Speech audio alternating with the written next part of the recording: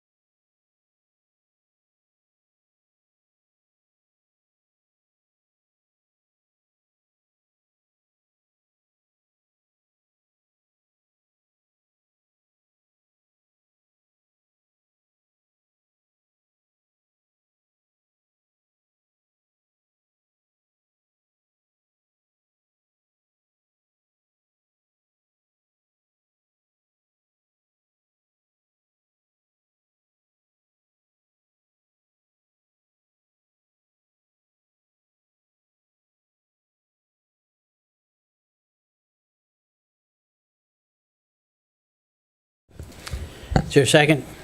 Second. Been properly moved and seconded, we go back into open session. All those in favor signify by saying aye. Aye. Any opposed? Motion passes unanimously. I will now poll members certify that to the best of your knowledge, only public business matters lawfully exempted from the open meeting requirements under the Virginia Freedom of Information Act and as identified in the motion for which the closed meeting was convened were discussed and considered by the board. If any member believes the board varied from the purposes stated for the closed meeting, please state so and the reason prior to casting a vote. Mr. McCotter? Yes. Mrs. Jones? Yes. Mr. Williams? Yes. Yes. Mr. Barlow? Yes. Mr. Barnes? Yes. Mr. Woodward? Yes. All right, we're back into open session. This is the Monday, May the 5th, 2025 meeting of the Louisa County Board of Supervisors. I'd like to welcome those of you who are in attendance here in the public meeting room and those that are joining us online. We will start this evening's meeting, as we always do, with the invocation, which will be by Mr. Barnes tonight, followed by the Pledge of Allegiance. If you'd care to join us, please stand. Let us pray. Must Jesus bear the cross alone and all the world go free? If there's a cross for everyone, then there's a cross for me. Father God, I thank you for bringing us together here, Father God, as we make decisions that affect our citizens. We ask to bless our troops that are fighting both home and away. Protect our citizens, Father God, and that we make the best decision for them. In your name we pray. Amen. Amen. I pledge allegiance to the flag of the United States of America and to the republic for which it stands, one nation, under God, indivisible, with liberty and justice for all.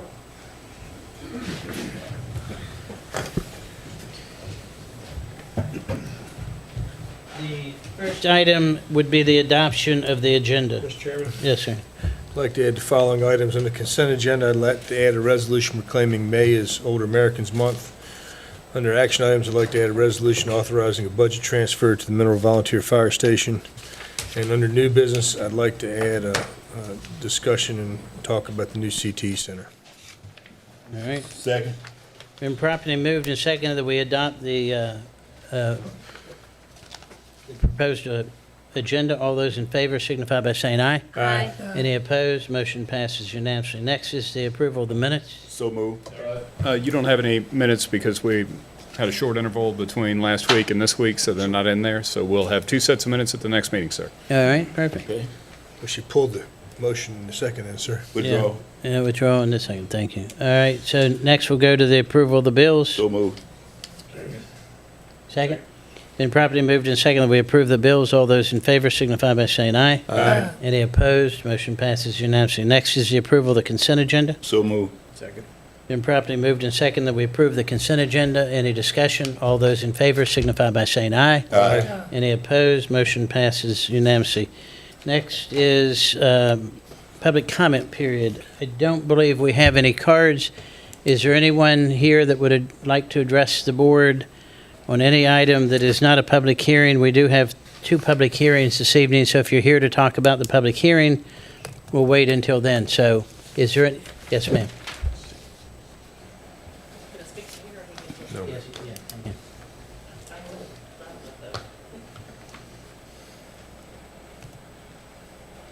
For those of you who don't know me, I'm Patty C., and I'm on the board of the Virginia Historical Society, the Louisa one. And we just want to thank you for your support and all of that you do for us. And that's what if we have anything that you can do for you, let us know. Well, thank Thank you. you. Thank you, Patty. All right, is there anyone else that would wish to address the board during the public comment period? All right, seeing none, I'll close the public comment period and move on to information discussion items. The first is a presentation by the Foundation for Lake Anna Emergency Services, and Pat and Jane Gallagher and others are here. I'll let you do all the introductions.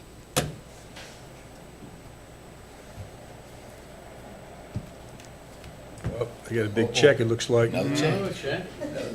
Big checks. Another check. We don't have a slide presentation, we do have a check presentation. Yeah. That's how that'll work. I'm Pat Gallagher, Jane Gallagher, Libby Sandridge, Diane Eves. We all represent the foundation.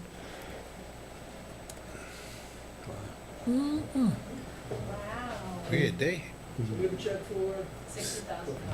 Hold on, he's Hold coming up. on, tell them what it's for before we do And we'll that. talk. And we'll come up and accept the check. It's for an air cascade system for Station 8, which other stations have. It's, they fill the oxygen tanks or air tanks for its firefighters. And, this will save Station 8 personnel from having to go out of the area to go to other stations to fill their tanks. And we've walked in on them a number of times just to say hey and see what's going on. And they're always busy training, so they're using up those tanks, so they need to be refilled. So Fabulous. we thought this would help. Actually, we were told this would help, so on behalf of our generous The chief is community, here too. the residents and The chief's here, too. businesses. You all come right up here and we'll. Chief Hawk's down there too. Chief Hawk, come on up. Chief, here's down. Yes. There,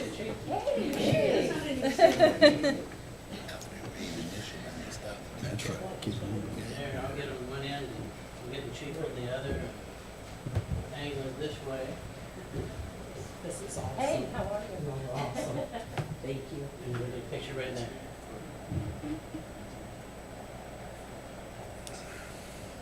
Thank you very much. It'll be good to see you.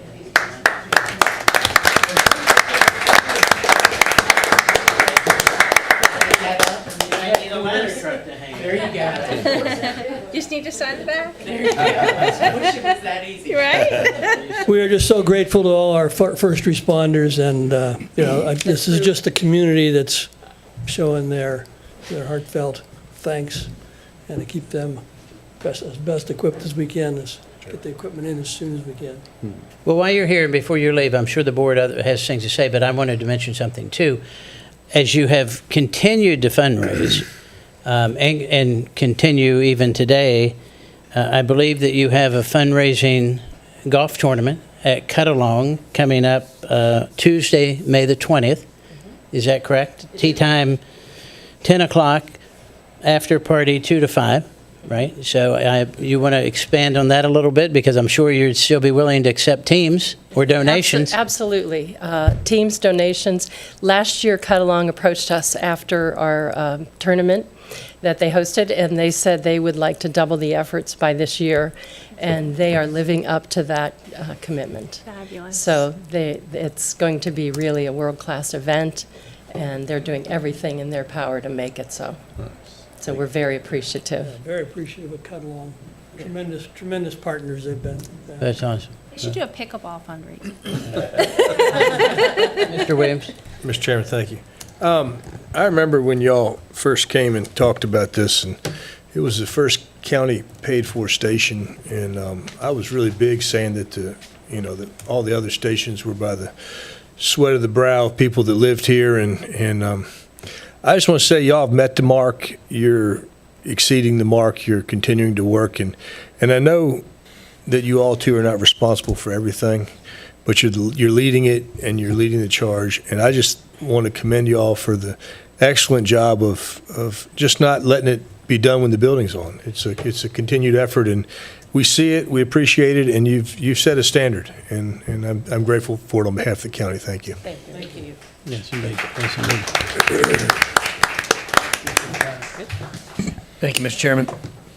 I too wish the Foundation for Emergency Services at Lake Anna all the best, and thank you. Cuckoo District constituents are very grateful for you. In fact, Libby, you're one of our constituents, so thank you for participating on it. You have set, as Supervisor Williams said, an incredibly high standard. I think that it's an example that every foundation in this county can look to. And I hope they call you and they say, how do you do this? Because you have saved the county a lot of money and the taxpayers an incredible amount of money, as well as saved lives and created an example that will last long beyond any of us. Thank you. Appreciate that. Well, let me add, before you go, since I remember when we first started talking about this in your living room,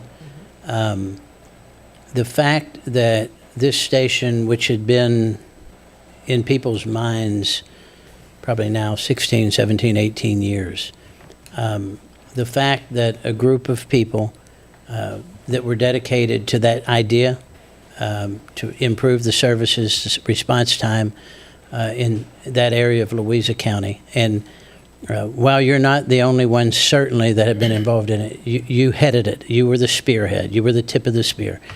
I think is a testament to when our community gets together and unites behind an idea and approaches their county government on an idea that is not only responsive, but also, as Mr. McCotter said, is literally saving people's lives.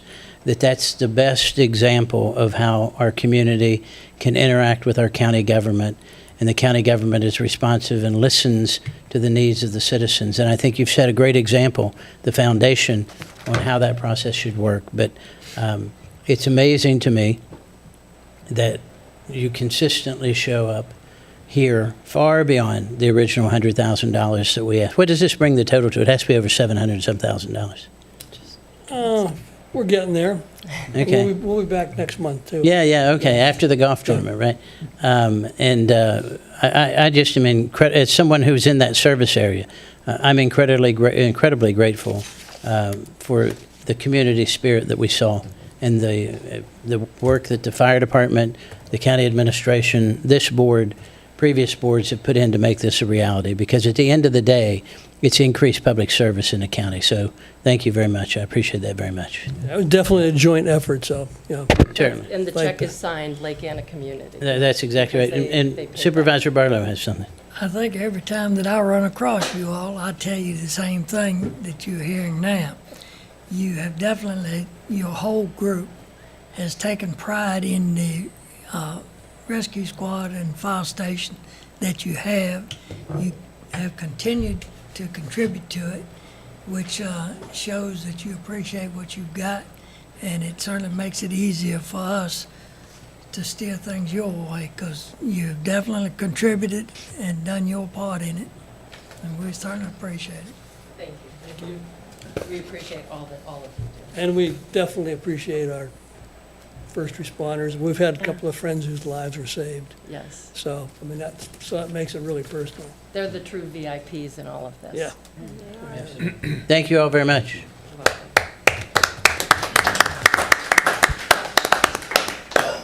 Next is a presentation from the Ag and Forestry and Rural Preservation Committee, an update presented by Mr. Jim Riddell. Mr. Riddell.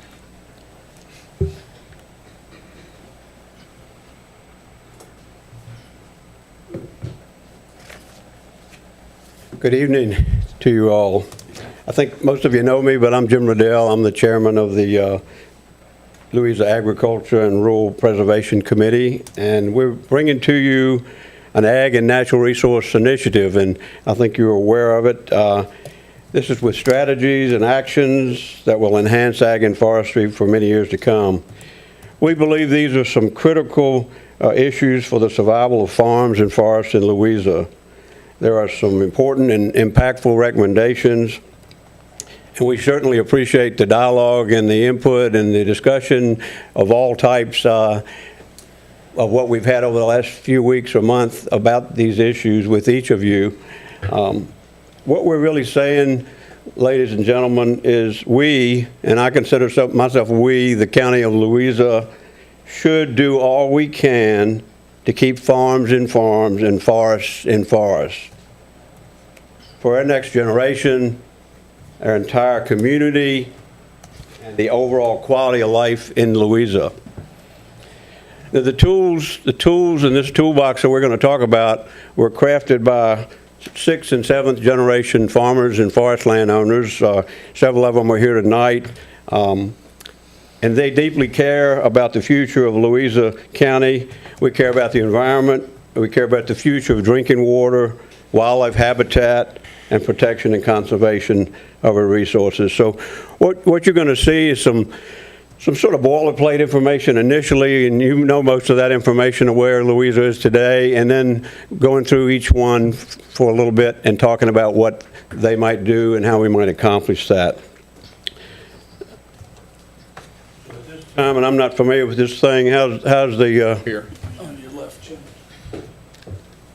oh, there we go. Okay. Right. Thank you, Christian. Very good. this is just a shot of some agricultural commodities and things in Louisa. You recognize them. Soybeans are our biggest crop, our field crop in Louisa. Equine is big. Cattle, timber, corn, vineyards, poultry is also large. And again, this is an ag and forestal and natural resource initiative. What I just finished saying was we need to do all we can to protect and keep our farms and forests in Louisa. These are critical resources that are disappearing rapidly, and I know you recognize it. It undermines and it threatens much in Louisa, our food security. It threatens our drinkable water, our watersheds, our reservoirs, the environment, wildlife habitat, and then energy needs for the future. And of course, it undermines and threatens the ag and forest industries and small businesses that we have. One thing that I know you're quite aware of these days, direct impact of taxes and effect on local taxes. And our ag and forestal lands, they really don't cost, they actually pay. And our ag and forestry land, for every $1 that's collected in our coffers, the county spends about 30 cents. For every $1 that's collected, home site and residential, our county spends about $1.65.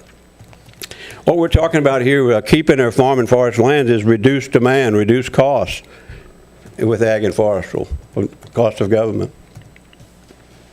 The current situation, we're seeing large amounts of non-ag development. We're number 3 in growth. Population above 43,000. Is it going to go to 80,000 by 2040? Recently, in the last couple of years, 6,000 acres were converted to non-ag since 2020. We've seen increased pressure from multiple sources. The age of our landowners, and they're converting the commodity markets. And I've got to share with you, all the commodity markets except for the cattle business, the prices are underwater. They're below break even right now. Corn, soybeans, wheat, cotton, which we don't raise, but all of them are under break even. And then we're seeing competing non-ag forestal uses. A lot of things happening in Louisa that are competing with their ag and forestal land. I think you've seen this map. This is the Weldon Cooper showing Louisa in the top 3. I think it's New Kent down there on the far right, and Goochland underneath. We're leading the pack. This is a map from about 20 years ago, and if you look at it, it really shows the forestal and the ag lands. The open space is yellow, and the forestal. It's changed somewhat, quite a bit. And the next slide that I'm going to show you is 20 years old, and you look at the density, the population density 20 years, and then we're going to look at a third slide at what it's close to now. That's 20 years ago. The pink is where the increased density was coming from, of course, around the lake, down to Bumpus Buckner, around Gum Springs, around the towns, around the interstate, around near Gordonsville. That was 20 years ago.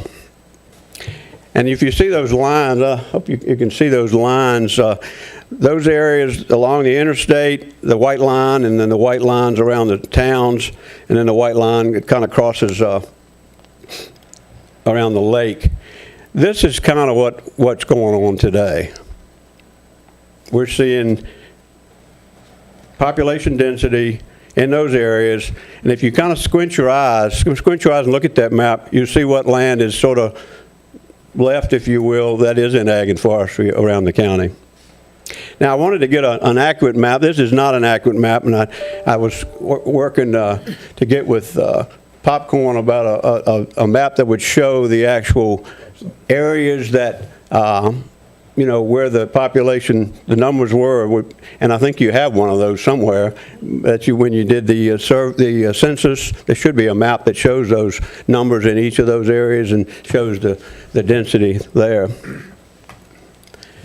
The Department of Forestry calls this problem fragmentation, and the timber industry, when there's 20 persons per square mile, there's a good chance that you're going to have management of trees and management of forestry. But when it drops down to 70, there's a 1 in 4 chance that you'll be able to manage the timber, cut the timber, harvest the timber, issues with access. And in Louisa County today, the population density is 79 per square mile. This is a good time to talk about this because I know this is your comprehensive plan update year. And your comp plan, our comp plan says to conserve and preserve the county's rural character and way of life, smart growth management, and protect established and future communities. The County of Louisa's vision statement says we strengthen our sense of community by providing resources for residents, promoting agriculture and forestry, ensuring environmental stewardship, establishing reasonable growth areas, and maintaining our rural character. A few more pictures of some of the ag enterprises and timber enterprises. Before I go through some of the policies and some of the strategies we were talking about, what we're again saying is we need a future for ag and forestry, and that's going to require a critical mass of farms and forestry. We need to preserve and conserve the farms and forest land we have. It's going to take smart land use and planning, and it's going to take local programs with incentives. And really, number one, it's going to take leadership and commitment from the board. A few more there. Some of our stores and market stores. That's the Century Market out on 522. Their Christmas tree farms. Again, their farms and forests affect their watersheds and Lake Anna. Well, let's roll right into the areas in the excuse me into the programs and practices we talked about. This is probably maybe the most important one, or the top one or two of the ones we're talking about, is hire a person, a professional, to work for the county, to advocate and lead and administer programs for ag and forestry for the future. You know, we've had great success going out and getting economic development for corporations and other things that have happened in the county, and it's worked well. We need a person to be the advocate, to be the leader, administer the programs for economic development and sustainability for the ag and forest industries. Things like ag and forestal districts, conservation easements that it could handle, the ag zoning, the conditional use permits, and other things. So it's probably one of the starting, if not the beginning, would be to have a person on board to lead and to handle those types of things. And then second, this is an important one because this is about keeping farms long-term in ag and forestry, is begin a voluntary conservation easement program. This would be for easement donations, for transfer of development right programs, for purchase of development rights programs. And if you think about these programs, this is used to target specific lands that you want to keep and you want to save long-term and make sure that they don't go into another use. And whether it's a donation, whether it's a purchase, whether it's a transfer. And I think most of you understand the transfer program. It's pretty much has a sending area and a receiving area. And the receiving area is an area that wants to do more growth, and the sending is an area that's going to minimize their rights and their development rights. And there's an arrangement and a contract made, and those rights are sent over to the receiving area, and that's how it works. Purchase is pretty much as it is. A good example of a county that does an excellent job is Fauquier County in the purchase of development rights. They've been in it for 20 years. They've protected thousands of acres of land there. There are 8 other counties in the state that do purchase of development rights.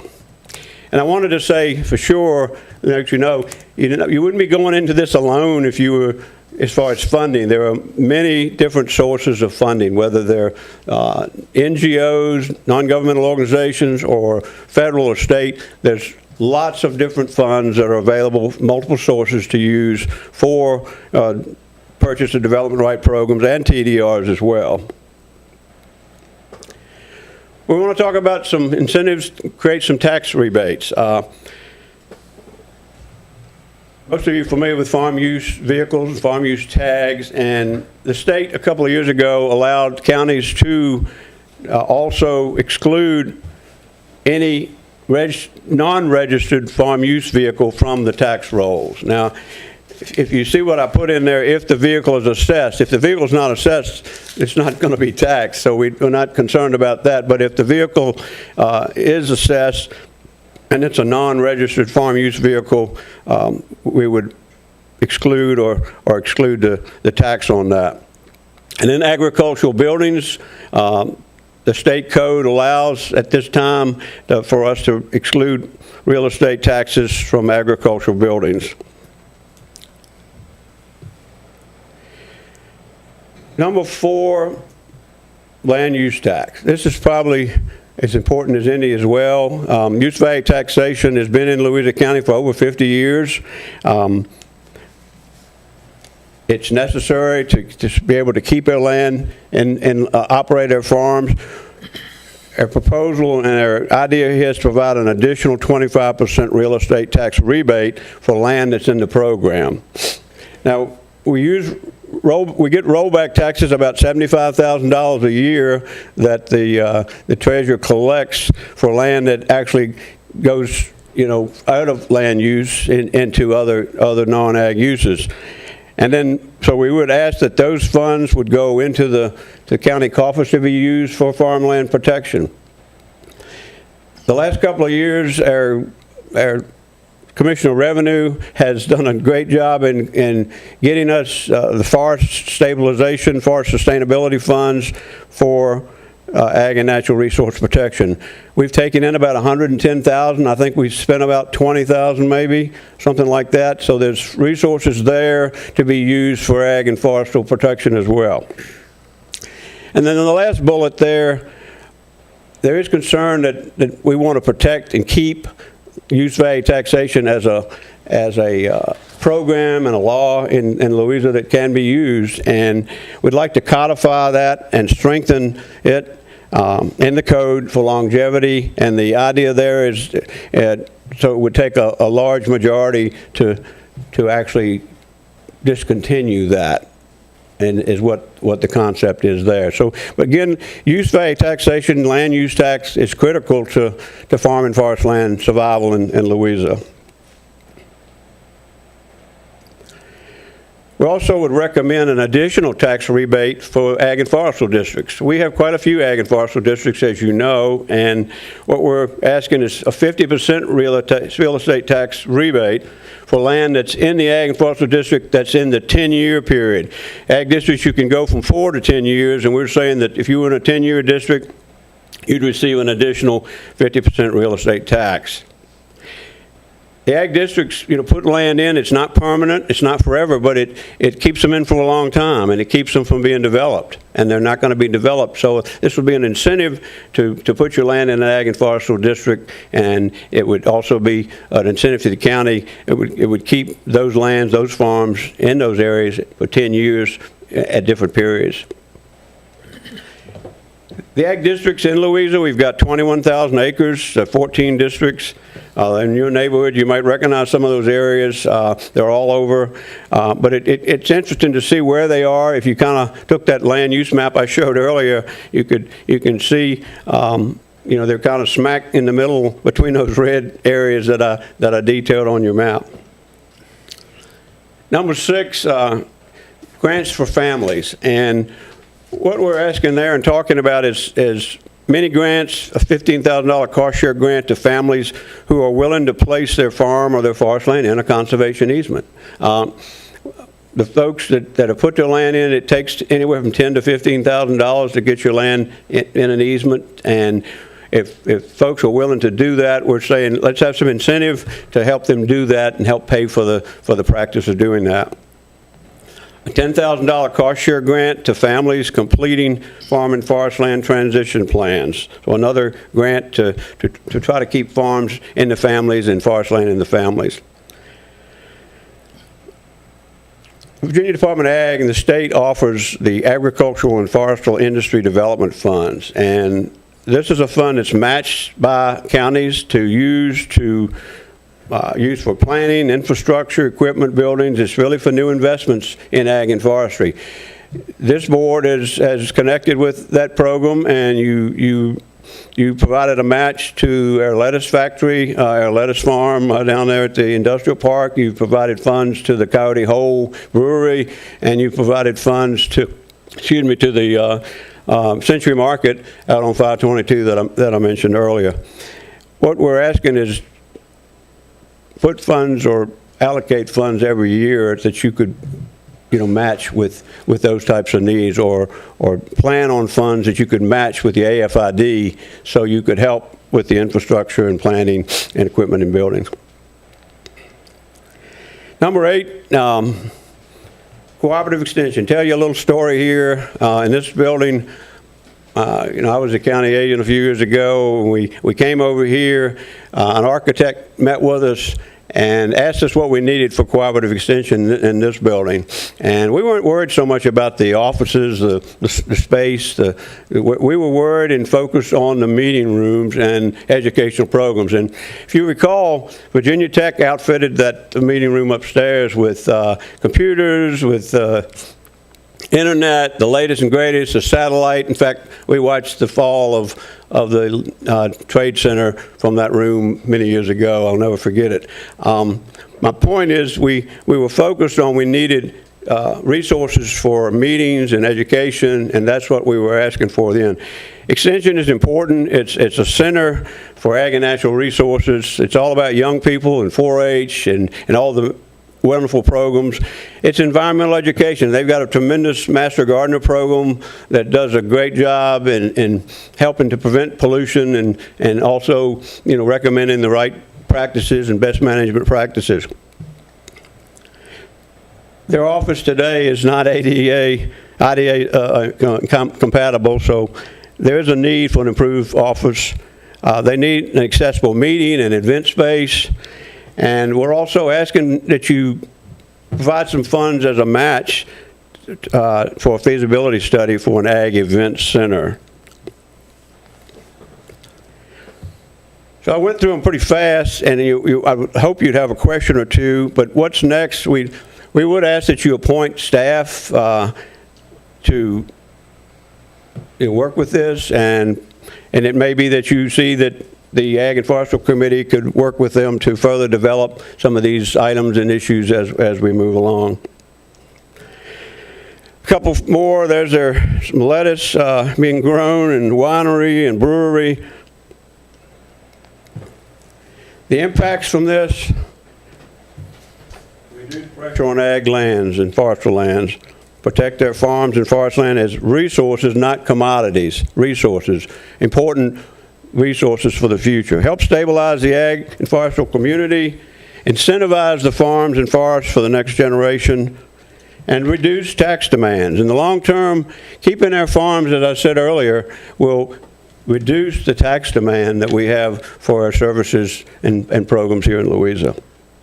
Again, our cows don't go to school. We don't require a lot of services and programs in our timberland. So this is really about the next generation. It's not about those folks maybe that are here in the room. This is about the young people and the future farmers and forest landowners in the future. So it's all about protecting the environment and, again, helping to keep our farms and forests in Louisa. So I'll stop there, and I want to say we've got quite a few of our committee members here. If there's a question, our commissioners here, if there's a tax question or a program question,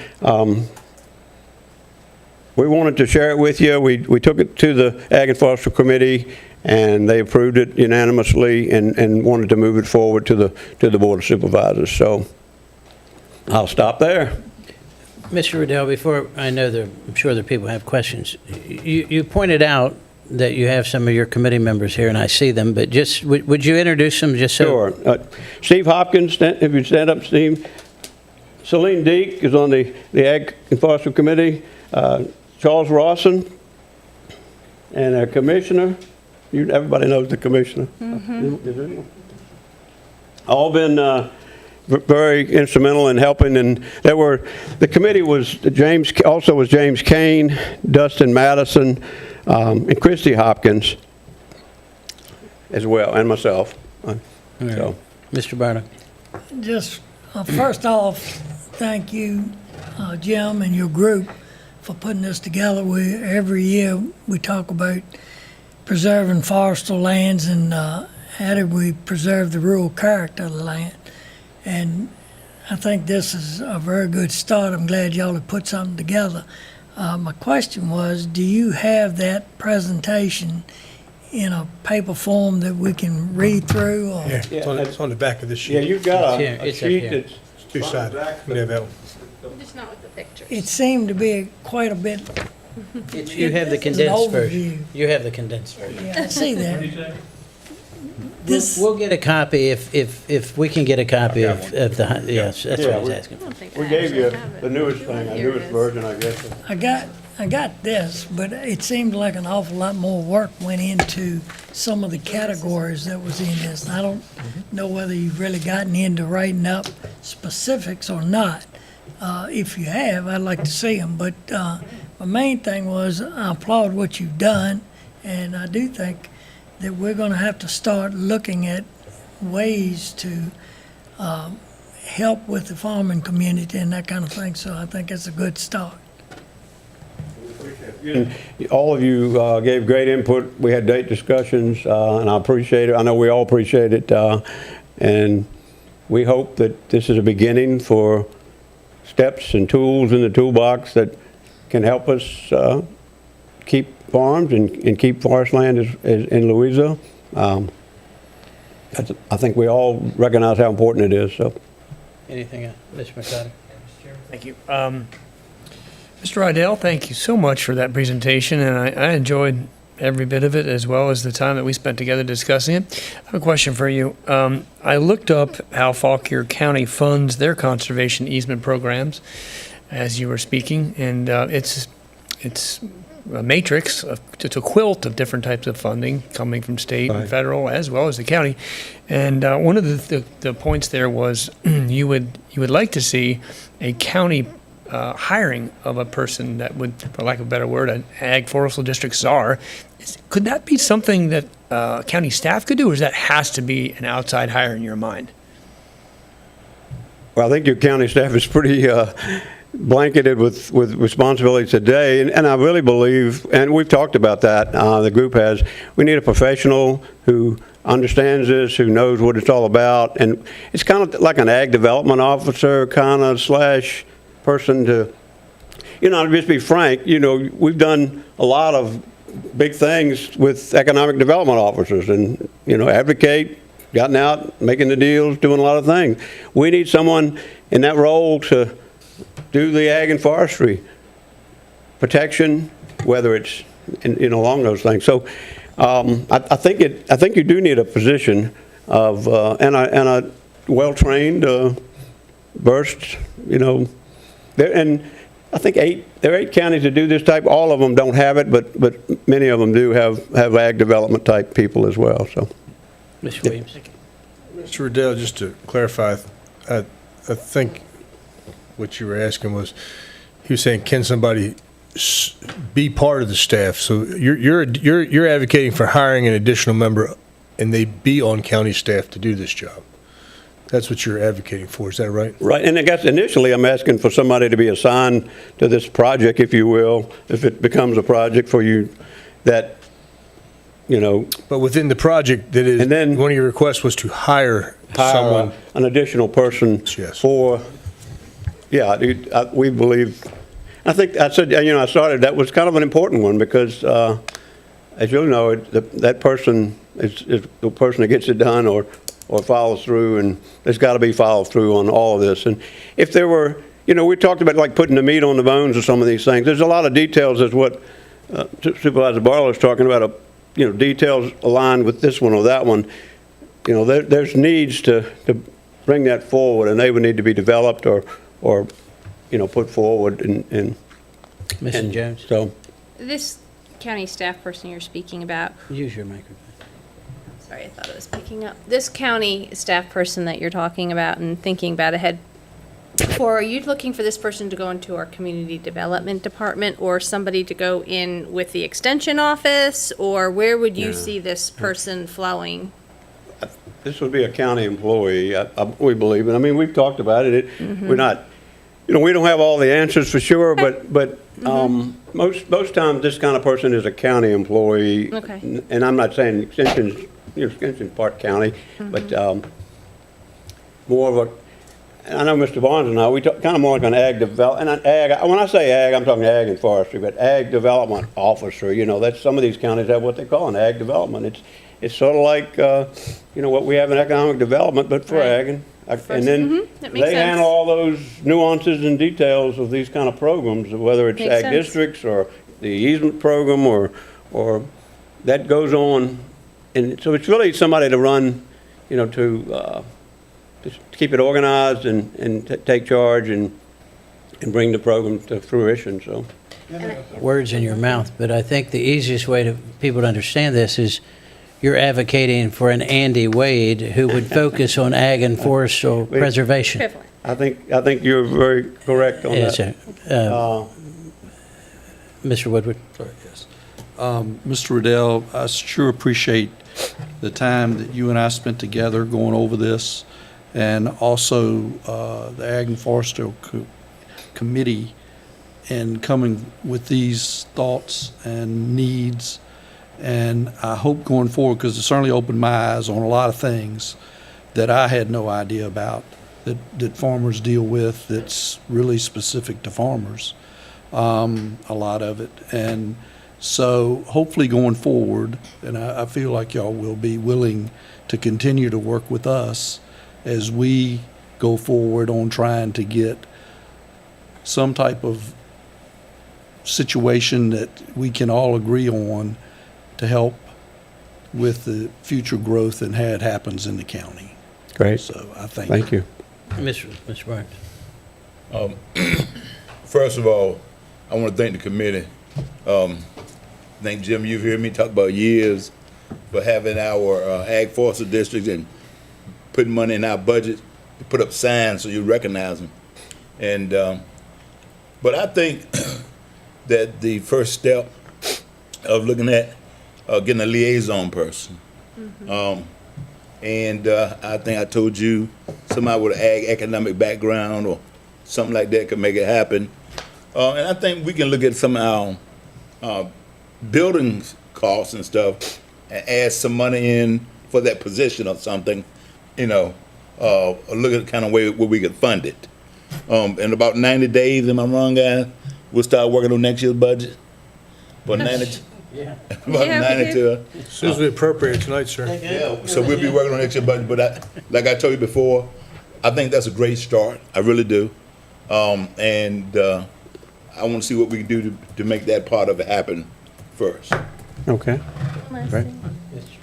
I do agree with you 100% that our youth are our future of our ag community, and we have a phenomenal extension and 4-H programs here. And unfortunately, we are cutting them short with space and the challenges that they have. You talked about that, the room upstairs, which was probably the mid-90s, early 90s when that came into play, and now they have the house over here, but none of that is really cohesively working for them. So I do think at some point we need to take a very hard look at how we can provide them with the space to engage the youth further, because it's a large program, it's an active program, and Ms. Thompson, she does a phenomenal job with that program, and they are space challenged, and they're outgrowing their spaces. So just separate as how you wrapped it up at the end, they are the future. They And are. we're doing this for them. Yep. Anyone else? Well, Mr. Riddell, thank you for your leadership on this. We've talked about this probably 7 of the 8 years that I've been on this board. I came to the presentation that Fauquier County gave to the Ag and Forestal District probably about 7 years ago on purchase developmental rights. The issue we've always faced is we didn't have the funding to do that. But I think now the county is starting to come into a different time frame as far as tax revenue and funding. I just wanted to mention a couple of things. I've seen this, we've talked about this, I wrote it down. Probably right off the top of my head, I could tell you publicly that 80% of what you've talked about here, I would have no issue whatsoever in supporting and seeing the county implement it. I mean, some of the things, I think we have to work out the details and we have to flesh out the details. But the idea of the county hiring an ag and natural resources development conservation professional as a county staff member, I think is a phenomenal idea. I think that probably should be the very first step that as a board and working with the administration that we should start looking at to put somebody in place to implement and help implement whatever programs that the board would decide to put together, whether it's from this list that your committee has provided or any additional things that would come forward. I do want to mention one thing that wasn't brought up, and I'll be the one to bring it up. You know, in ag land, we have two zoning designations, A1 and A2. The major difference between those is A1 has 3 division rights and A2 has 7 division rights. I do think, this is directed at the board, that if we're going to be serious about preserving ag and forestal land in the county, we need to look at those A1 and A2 zoning designations, and we need to look at those division rights. I think maybe something we ought to look at is maybe we have just agricultural designated land, and we come up with, maybe we have, it's the same across the board. I'm not asking you to comment on any of this. But I think that's probably the most powerful tool we would have in our toolbox as a local government to preserve ag and forestal land. That will not be without controversy if the board goes down that path. But I think that's something that, if that's ever going to be said, it needs to be said. This is the meeting that it needs to be said. And I think that's something certainly we should look at. And I believe, I send out a survey every year to residents in the Mineral District. This past year I sent out, I think it goes to, I don't remember now, 3,000 different addresses. But I got over 1,000 responses. Postage paid, people, I think you responded actually. People tore it off and it was postage paid and they mailed it back to me. The number one issue that people talked about in that survey was protecting the rural nature of Louisa County. So I think that issue cuts across whether you've lived here for 5 generations or whether you've moved here in 2000 like I did. I think that cuts across the community, and our community wants us to preserve that rural character. I did take away, and this is my question, under this voluntary conservation and easement policy, you were talking about easement donations, transfer of developmental rights, and MPDRs. The transfer of developmental rights sounds to me like the suggestion from the committee is that, well, where you and I live, right in the central part of the Mineral District, which is pretty much rural, that you would suggest that we try to drive any high-density development, whether that's commercial or residential, to the areas that we provide county services like water and sewage. Am I interpreting that right? That's correct. That's correct. And I thought so, and that makes perfect sense to me. And the other thing that I want to thank you on, you and I have had a lot of discussions about this. For a long time, I was of the opinion that there was a certain way that we could increase minimum lot size and do this and do that to help preserve the rural character. But after meeting with you and meeting with this committee and some other people, Mr. Rawson and I had several conversations about this. I'm like Mr. Woodward. This whole discussion over the last 18 to 24 months has opened my eyes to different approaches on how we can do that. And I think it's a good idea for this board, or certainly for me. I grew up in agriculture, grew up in a greenhouse and nursery operation and a hay farm and that sort of thing. But to listen to the people who are boots on the ground, that actually are active farmers, that actually, I think Mr. Rawson farms thousands of acres and hundreds of head of cattle and those sort of things. I don't know that we're all going to get everything we want out of this process, but I do think that this is the perfect time for us to be talking about it. And I think the county's rural land right now is under more pressure than it's ever been. So if we don't act now or we don't act soon, this ship may have sailed and went on by us. So that's my 2 cents. I always like to wait till the end since everybody else has had an I opportunity. personally appreciate everything that all of you have said and during your meetings and all the discussions. I really do. And we think it's a critical time. We think this is the time. And we believe that there's political will here to do some things. And we're hoping to help keep our resources as best we can in this county for the future, for those kids, for those grandkids, for the ones that are going to stay here. And I mean, we all love Louisa County. We've been here a lot. Most of us been here a long time, and we want to stay here as long as we live. So it's important, and I just appreciate the seriousness that you, ladies and gentlemen, have taken with this issue, and all. And we will continue to work with you as far as you'll let us go. So. Thank you for your Thank you presentation. very much. Thank you all. And thank you to the committee members that are here. We appreciate it very much. Thank you. Thank you. Next is a discussion of the tourism administrative process. Mr. Kuhn.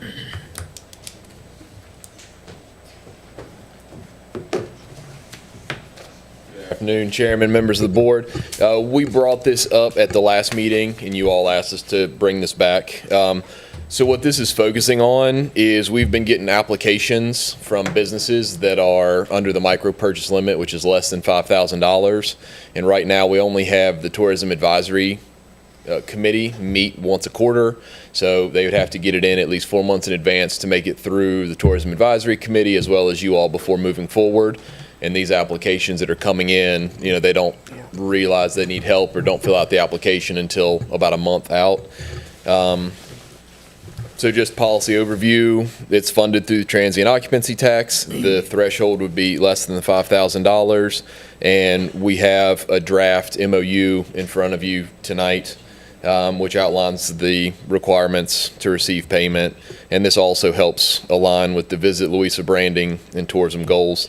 So ultimately, what the county provides would be 50% of the requested funding upfront, 50% upon completion of the requirements. The promotional support, where we would share information on the Visit Louisa app, as well as Visit Louisa Facebook page and social media. And then we would also give them access to visitor tracking tools and staff collaboration.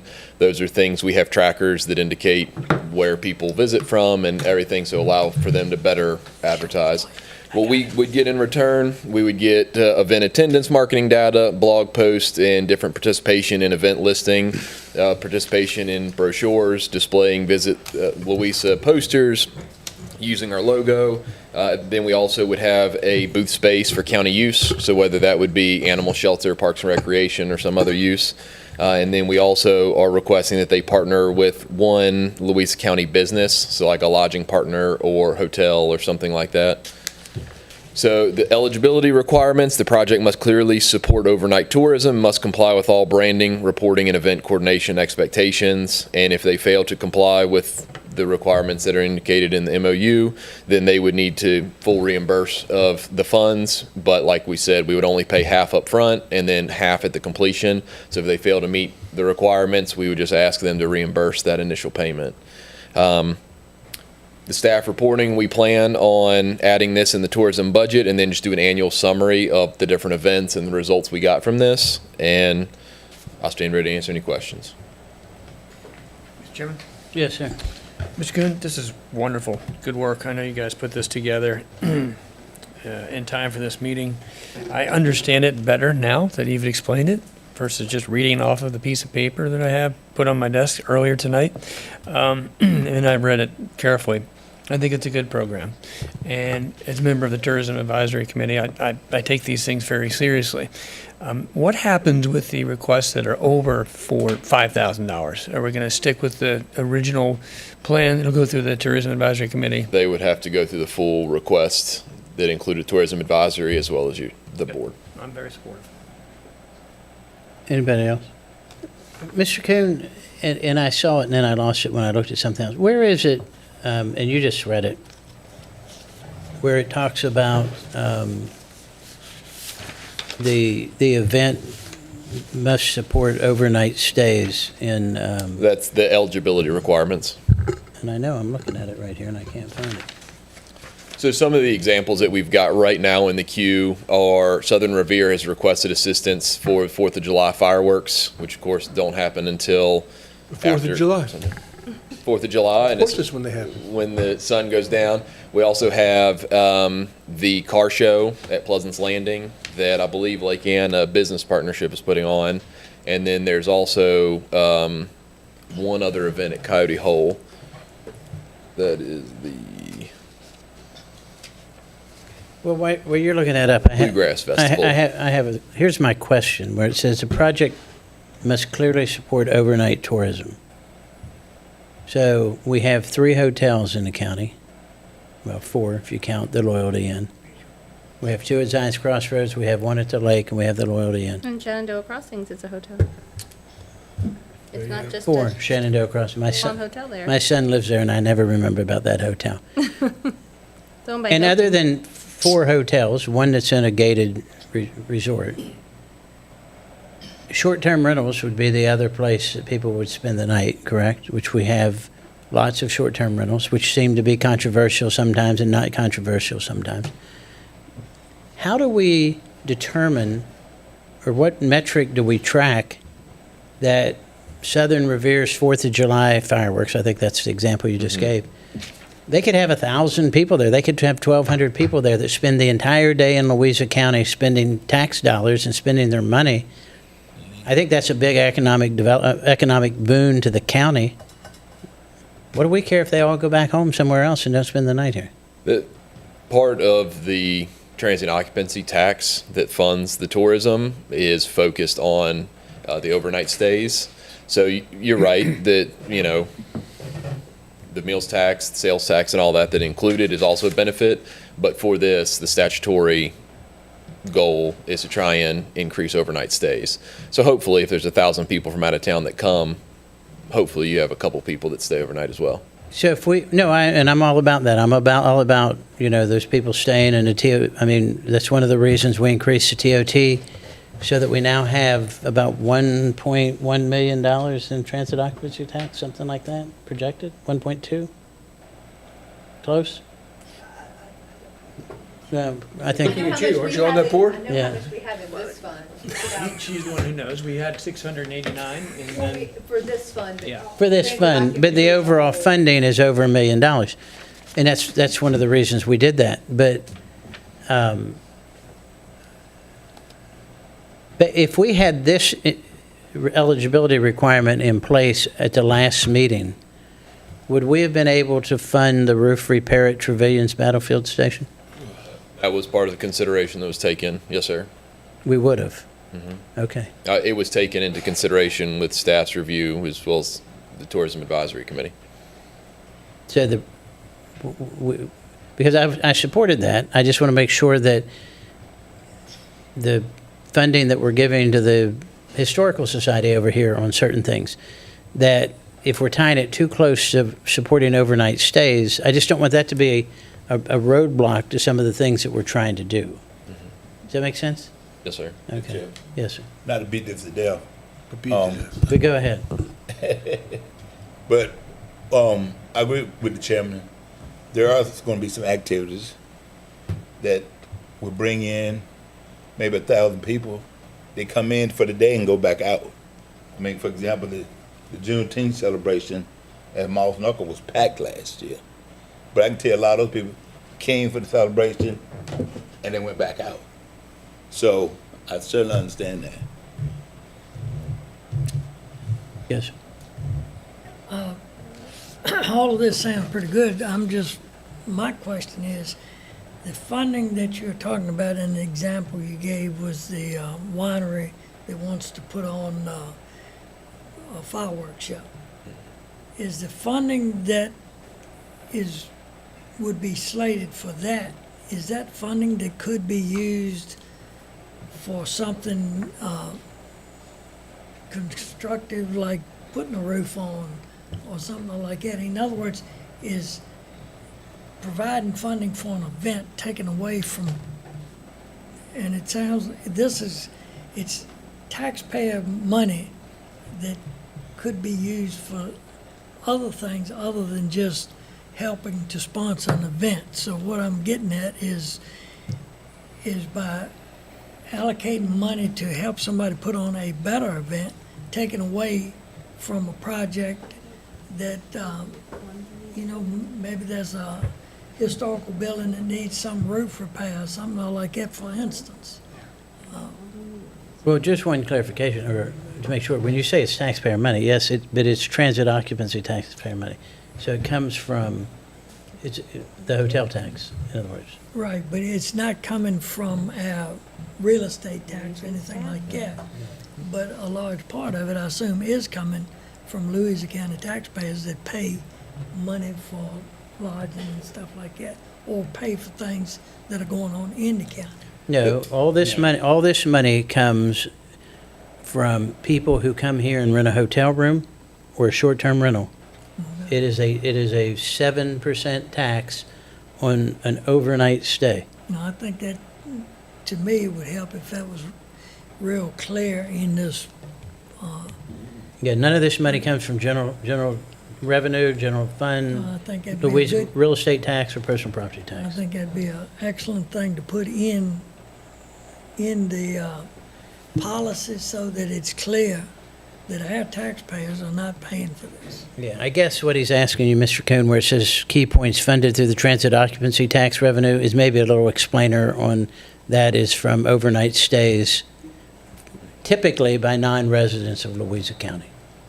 We absolutely can add that in there. No, I think that needs to be in there so that our constituents that pick this thing up don't think we're spending money for fireworks. Understood. Anything else? All right. Thank you, Mr. Coon. Are we in good action with on this? this? Do you need action? Do you want to? If you all are okay with us moving forward with this, then we can go ahead and proceed So with those moved. three Second. requests. All right, been properly moved and seconded that with the changes that we've discussed, that we develop this memorandum of understanding. Any further discussion? All those in favor signify by saying aye. Aye. Any opposed? Motion passes unanimously. Thank you. Next is, under new business, is a resolution to appropriate fiscal year '26 operation and maintenance budget. So move. Been properly moved and seconded that we fund the fiscal year '26 operation and maintenance budget. All those in favor signify by saying aye. Aye. Any opposed? Motion passes unanimously. Thank you. Next up is a resolution to appropriate fiscal year '26 capital improvement budget. So move. Any discussion? All those in favor signify by saying aye. Aye. Any opposed? Vote. Motion passes 6-1. Next is a resolution authorizing the Sheriff's Department to proceed with fiscal year '26 vehicle replacement capital projects. Ms. moved. Colvin. Second. All right. Any discussion? All those in favor signify by saying aye. Aye. Any opposed? Motion passes unanimously. Thank you, Mrs. Colvin. All the work has went in the last 9 months prior to this, which is why she's didn't have to say a lot today. Resolution adopting, Did she say anything? she didn't, she said hi when she got up. Did she? Okay. Resolution adopting the Move Safely Blue Ridge Comprehensive Safety Action Plan. Mr. Coon.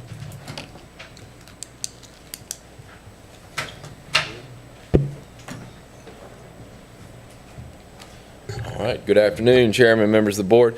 This is the Move Safely Louisa. This was a project that was really facilitated through Thomas Jefferson Planning District. If you remember, a little while back, they had come and asked for a resolution of support to drop vehicular deaths by 50%. This was a regional effort that included all the surrounding localities. So this was a resolution that we did in March 18th of '24. So since then, they've gone through establishing priorities, developing strategies, and then plan implementation and review, which is where we're at today. The emphasis of areas, of course, our major issues were roadway departures, impaired driving, and then occupant protection and speeding.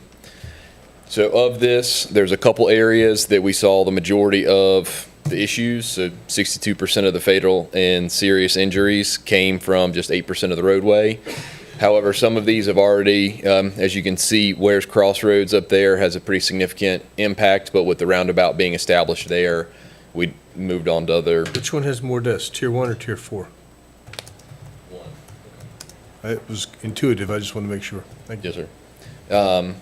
So then we moved on from Ware's Crossroads because the roundabout was already done. There was significant public engagement. You may have seen them at the football games. It was actually first responder night when they went to that one. You can see Captain Luck's involved in some of the work. Here you go. They were at the football game, the library, the Unity in community meetings, and farmers and ranchers round table. So what they had is ultimately some spot improvements. So 33 Waldrop Church Road and Range Road. So improvement of site distance, clearing vegetation, potentially adding turn lane, realigning. And there's a list of countermeasures for all these different intersections. Has VDOT looked at these? So this is something that can help us with the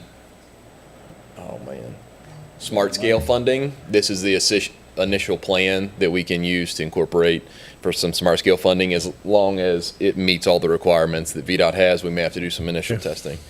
But ultimately, it's some edge line treatment, center line rumble strips, curve delineation, high visibility. Can you go back there just a minute, because I know what, go ahead. Yeah. Mumble, though. So the rumble strips, and I know Mr. Thornton and I have talked about this before. There's rumble strips and then there's mumble strips, which get the attention. One gets the attention of the driver and the entire neighborhood, which is the rumble strip, and the mumble strip gets the attention of the driver and not the entire neighborhood. I guess you're going to be up for a public hearing, Mr. Thornton. Maybe we can talk about that in a minute. Part of the public hearing, sir. So ultimately, adoption of this program would end up allowing funding opportunities through revenue sharing, smart scale, and then some other federal projects. And the annual update to crash data is the only thing that would be necessary on our end. So adopting this action plan provides options for state and federal funding with limited to no recourse if we're not able to get any of this funding through state or federal grants not moving forward. So I stand ready to answer any questions. And we do have Kimley Horn and TJPDC here to answer any questions about this process. Mr. Chairman? Yes, sir. Thank you. Mr. Kuhn, what is the reality of actually getting any funding to help us with these Move Safely initiatives? There are the federal grant systems available here shortly, correct? Don't count on no federal money. I'm pretty sure it's spigot turned off, didn't it? Yeah. Mr. Chair, members of the board. My name is Goran Georgievsky. I'm a regional planner at the Thomas Jefferson Planning District Commission working on the Move Safely Blue Ridge initiative. So currently there is 2 rounds of the Safe Streets and Roads for All program. One is for this year, FY25, and there's going to be another year after that for FY26. There's approximately $2 billion at play, from which around 50% would be for implementation of projects. So the adoption of this plan will enable Louisa County as eligible applicant for that implementation funding, specifically for all the projects that are outlined in the plan. So there are funding opportunities out there. Of course, we'd have to apply and get it, but that's part of what this plan does, is it allows that lever to be pulled if we want to move forward. Does the TJPDC take care of applying for that funding for us? That responsibility will come to Louisa County. We developed the plan for your ownership. Mr. Chairman. So if we don't adopt this plan tonight, then we would not be eligible for any funding that could come our way in this. Is that correct? Yeah, in order for Louisa County to become an eligible applicant, they have to have an adopted safety action plan. Okay. I think one of the things that Mr. Coons and I talked about, this is a plan that sets goals which, you strive to meet, but I don't think there's no penalty or obligation to actually, if you can't meet these goals, then you're not penalized for it. It's just what you're striving to meet, is my understanding. Yeah, basically the goals were established to align with the state safety priorities. Are there any other questions? Yes, sir. I've got a comment, Mr. Chair. Mr. Barlow and myself are on the TJ, Thomas Jefferson Planning District Board. We've heard this last Thursday night. We heard the presentation with the slideshow and everything. I don't see anything in this that is negative. I only see things that could possibly be positive coming out of this, or it may not wind up being anything at all. But I don't see any negative issues coming out of this. You know, we may apply for grant and not get the grant money, but if we do, then I think that would be a good thing for us. And so hopefully we will. I think there were 8 different locations in the county that were recognized. I believe 4 of those are up in the Trevilians area. And so, and 2 of them out at East Jack Jewett Road, there next to Macedonia Church. So I just don't see any reason for us to not approve this tonight. Mr. Woodward, would you like to make a motion? I would absolutely happy to make a motion. Before you do that, may I ask one more question? Well, let Mr. me Chairman? get it. Do I have a second? Discussion? Discussion. Thank you, Mr. Chairman. These countermeasures, as they're labeled, who comes up with those? Does your team come up with those, sir, or do we suggest those to you? I'm just trying to see how Louisa County fits in with the countermeasures. So these countermeasures were developed with our consultant, Kimley Horn. They were also included VDOT from the Culpeper District and Louisa County staff. which was myself and Captain Luck. So you got people from the district headquarters, not from the local head people, right? Right. Yeah, because Mr. Thorne's got like his deer in the headlights look. He hadn't seen any of this before. I did want to have to mention that. Well, I do All right, notice, is there any other discussion? well, I was gonna say, I do notice there are a few on here that have been discussed with you. 22 and Nolting has been an issue. We had a fatality there. And so, I mean, I'm glad to see some of this, yeah. All right, any other discussion? All right, all those in favor signify by saying aye. Aye. Any opposed? Motion passes unanimously. Thank you, sir. Thank you, Ms. Kuhn. All right, next will be a discussion of the CTE Center. Mr. Williams? Mr. Woodward and I had the pleasure of attending the bid opening for the CTE Center. The bids came in very competitively. I think the school board has a meeting tomorrow night. We've included in the bid opening, because I served on the committee throughout the whole process, a connector between the high school and the new CT center, so the kids don't have to go outside. It's a safety concern. It's also a weather concern, and safety was the main factor more so than the weather. So it was a $1.6 million ad. We financed the middle school addition and the CT center together. That was intentional. There appears to be enough money in the budget in the funding for that to cover everything. They still have approximately $10 million worth of stuff to buy, but everything appears to be looking good and on track. So I would just like to make a motion that we recommend that they approve and sign the contract tomorrow night. I think it would give them a little peace of mind just to exactly where this board sits, and there's no necessity to do that, but we would like to do that for them tonight. Second. Any discussion? Yes, $1.7 million Skyway. Is that what I heard correctly? Between the two Yes, buildings? sir. That's right. Okay, so tonight, we're going to, there's a motion and second to vote on a $1.7 million additional cost to the CTE Center to get kids. And I completely understand and agree that we need to make sure that safety is incredibly highly regarded in our school system. But $1.7 million, can we get it done for any less than that, or is that is what we're going to get it done for? That's Well, my question. That's not mine to answer, sir. That's I'm not asking anybody. That's more of just a question out there. Mr. Everybody Chair. understand my question. Yeah, And this Mr. could Whitman. help a little bit. One of the reasons why the cost is what it is because it's going to be about 2 stories high because it goes over top of the bus loop. And I think they tried to engineer every way they could to find another way to do that. And it just didn't work any other way except for this. Ms. Williams. The good news is we actually thought about it during the planning session as we were developing the plans. It was not even in the original scope of work.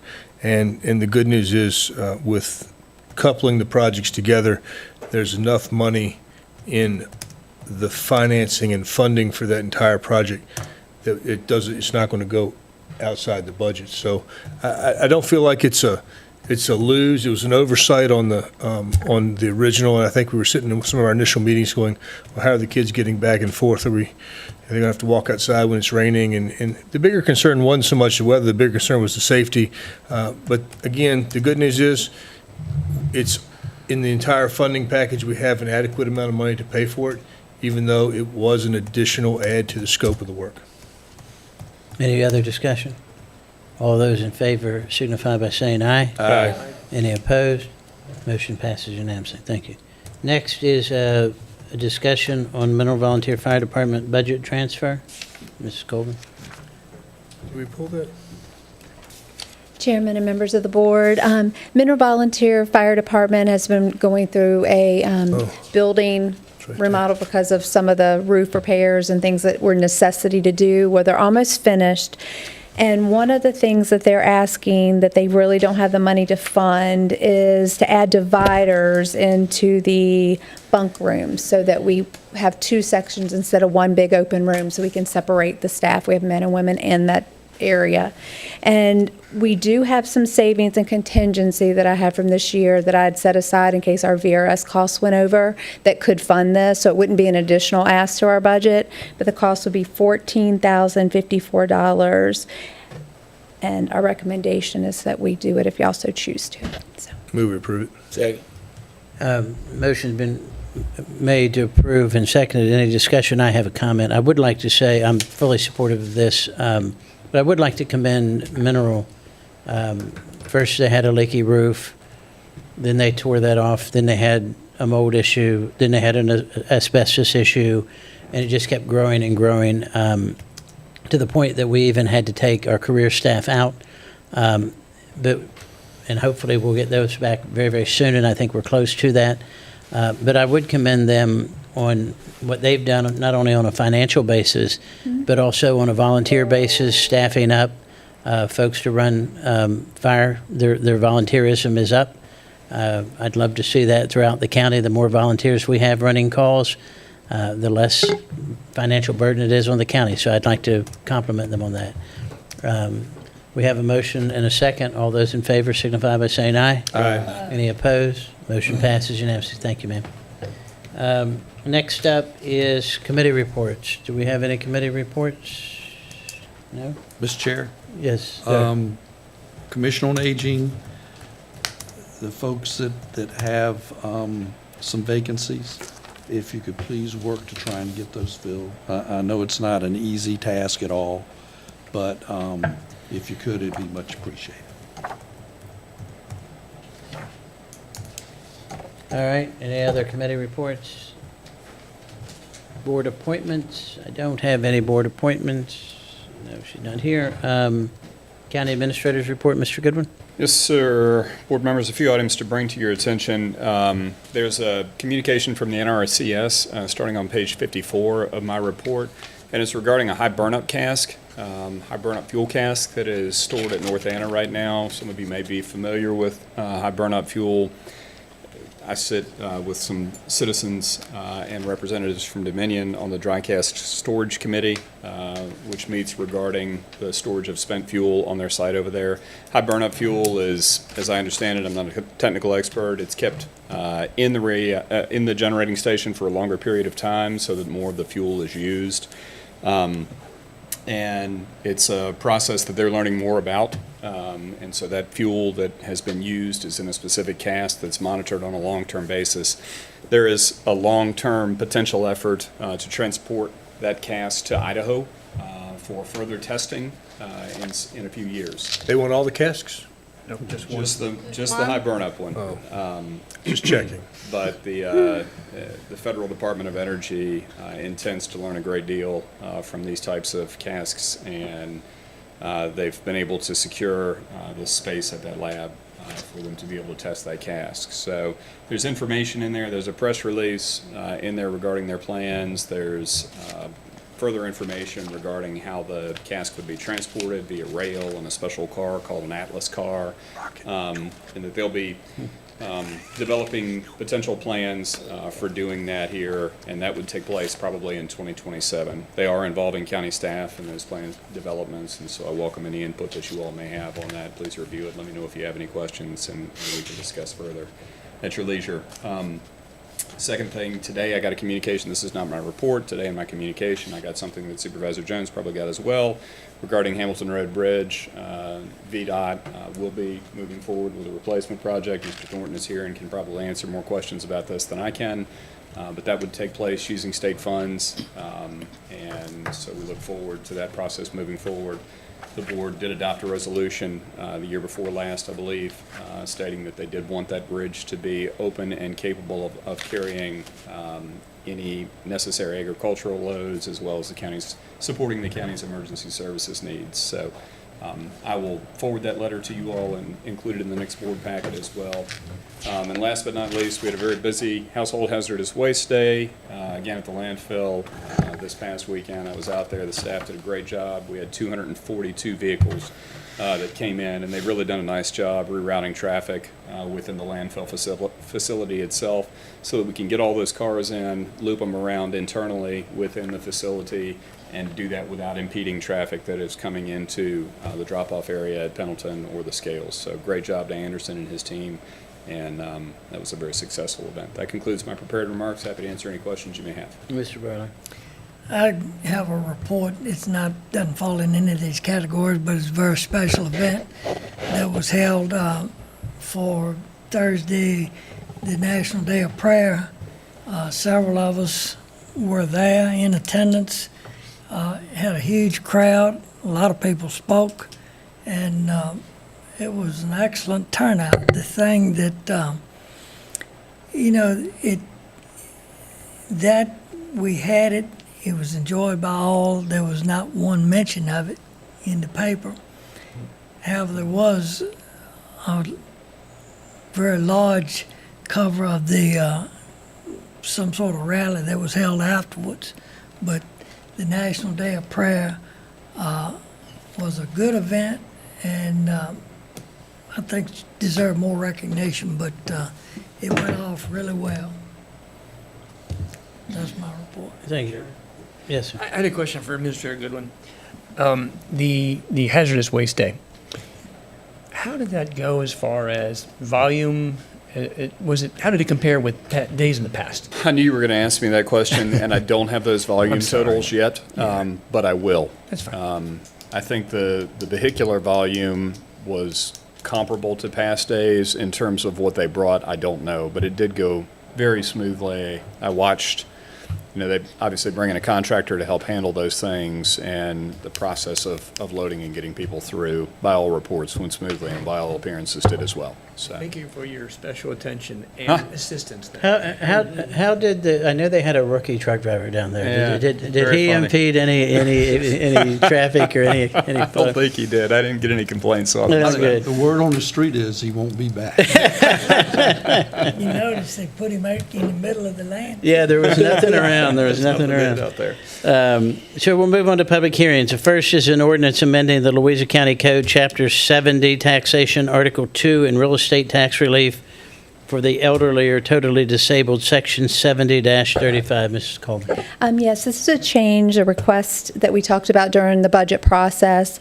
Currently, our Section 7035 states that tax relief for the elderly shall not exceed $2,000 on one qualifying dwelling and land, and the request is that we change that amount to $3,000 for the maximum that could be paid. Mr. Brown. Just in reading this, I have one question. This may be worded exactly like it always has been, but it says state tax relief for the elderly or totally disabled. Has that been the verbiage before? It's the same verbiage I pulled off That's of fine. it before. Yes, sir. I'll let Stacy tell me if I'm wrong. Okay, thank you. Any other questions? Comment, Mr. Chairman, thank you. This is good news for a lot of people. Not only the people who are going to get some tax relief, but perhaps in the future, if we decide that other people who feel like they're being taxed too much want tax relief too. So I like this.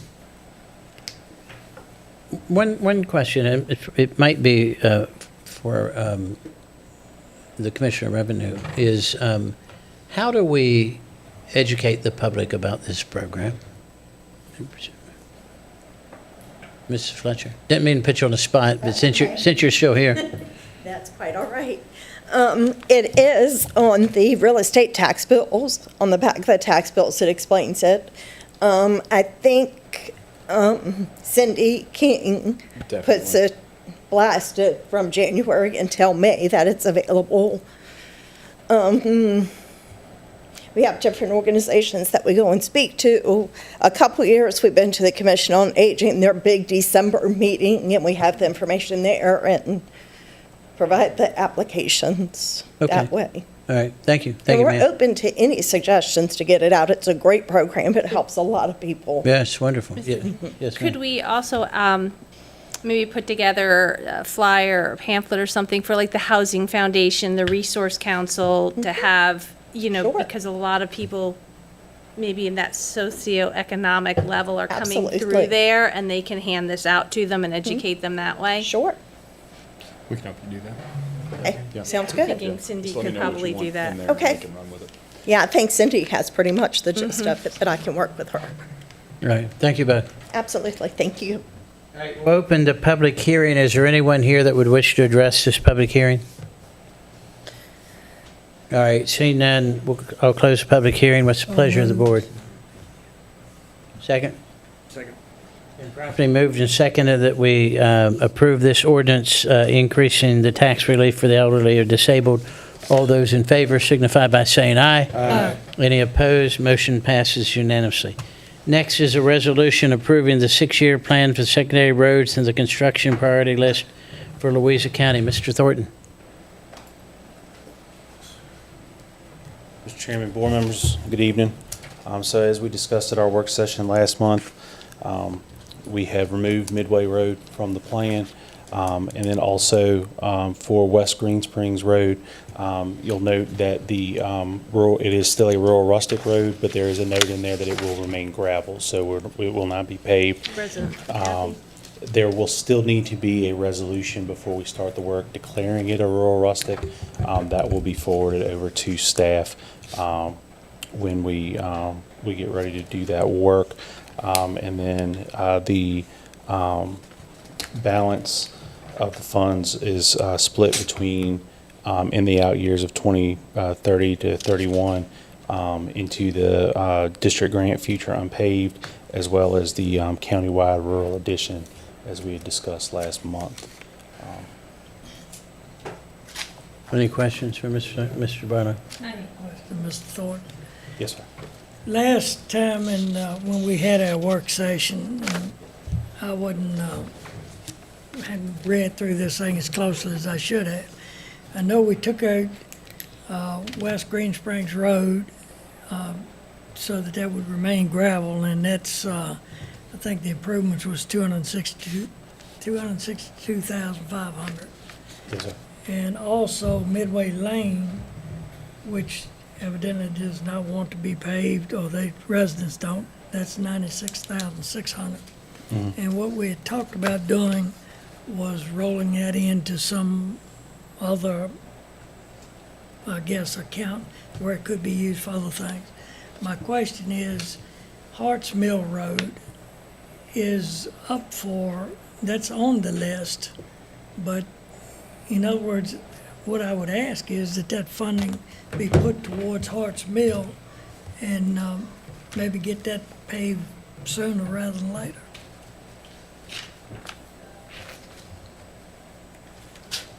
This is funding in the out years, so it's funding that's not available until After it's paved. after Harts Mill is fully funded in 27, 28. So this is what to do with the funds that are allocated in 2030 and 2031. All right, well, you answered my question then. Those funds that were put for the out years, you couldn't use it towards Harts Mill? Yes, sir, that's correct. Already funded earlier. That was my question. Mrs. Jones? Mr. Thornton, Mr. Goodwin was speaking about the bridge. Is there any updates that you can publicly give to the public? I know we have the letter here. Is that public record, that letter yet or not, or? It should be. It went out to stakeholders and everyone. else. Okay, all right, good. I just want to make sure of that. Also, I think there's some terminology in there that's scary, superstructure and modern. And I know the residents on that road are going to be thinking we're going to build this huge monster. But there is a picture, I have the pictures here of the previous bridge, but the picture that you have here, a Cambridge flat truss, is that going to be the one that you are proposing to replace it with? I believe on the image, it kind of looks like that. Unfortunately, we don't have a rendering Okay. of the actual But this is, so it's design. not this scary modern superstructure looking, it's not going to fit outside of Green Springs. What are you It's like the laughing Bay at? Bridge. You remember that looks like? It's going to be designed to fit in the. Okay, that's what my residents that I've received phone calls on that are upset about the bridge being closed and moving forward are concerned about, that it will fit in with the character of the community. Yes, ma'am. Okay. And have you all decided what you're going to do with the old bridge when you take it down? No, ma'am, not yet. Okay, maybe we can have a conversation about that. Okay. Mr. Chairman. Mr. Thornton, always good to see you here in Louisa County. And I wanted to thank you all for the amazing pothole work you all have been doing around the county. There's been a lot of VDOT visibility on that, and that's super helpful. I wanted to talk about what's page 103 of our packet, secondary system Louisa County construction program estimation locations or allocations. I have never seen anything go down in budget, and with the amount of secondary roads that seem like they're increasing here in Louisa, it shows my ignorance. I don't understand how we go from 241 to 202, but I know you're the guy that explained that to me. So, District Grant Unpaved, you're funded by the more unpaved roads you have. So the more roads that you pave. No the, money. The less money you get put It's not towards, Too many paved roads. towards unpaved. So because it's paved now. So it's not, understand that. it's It not, just seems like we're getting more development, so we would have more unpaved, but if that's the case, that we're having less unpaved, then I'm sure a lot of people are real happy about that. Thank These you. are the state roads, not the unstate. that is correct. So it's That's state, the explanation. State Thank you, roads, Supervisor sir. Williams. One question, and you heard it a minute ago. So when we were talking about the resolution adopting the Move Safely Blue Ridge Comprehensive Safety Action Plan, it did specifically talk about rumble strips in the middle of the road. You know, you and I have had this conversation a couple times.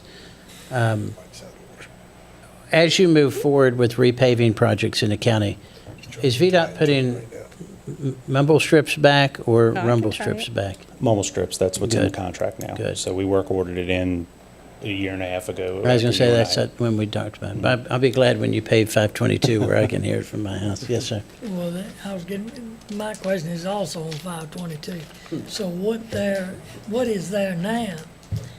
I'm assuming they're called rumble strips because they are loud. They notify the driver and the neighborhood. Yes, they are allowed. They're allowed. You can hear them from the Mine- interstate. Mine's not so bad because we're on a straight stretch, except when a tractor trailer goes through, and they are on it anyway. But it would be much appreciated if they go to mumble strips Yeah. instead. No, and I do, and you know, when you and I talked about it, I get calls about that all the time. And I was glad to see the local residency and you very responsive and very receptive to the neighbors' concerns, because you did provide me with information that shows they do reduce traffic accidents and fatalities, so they serve a purpose. And so that seems like a small thing unless you live where you hear those things all the time where people go back and forth. So I appreciate that. Any other questions for Mr. Thornton? Thank you, sir. All right, so we'll open the public hearing. Is there anyone here that would wish to address the board on the 6-year plan for secondary road construction in Louisa County? All right, seeing none, I'll close the public hearing, bring it back to the board. What's the pleasure of the board? So move. Been properly moved and seconded, we approve this resolution. All those in favor signify by saying aye. Aye. Any opposed? Motion passes unanimously. Mr. Barnes? So move. Been properly moved and seconded, we adjourn. All those in favor signify by saying aye. Aye. Any opposed? Meeting adjourned.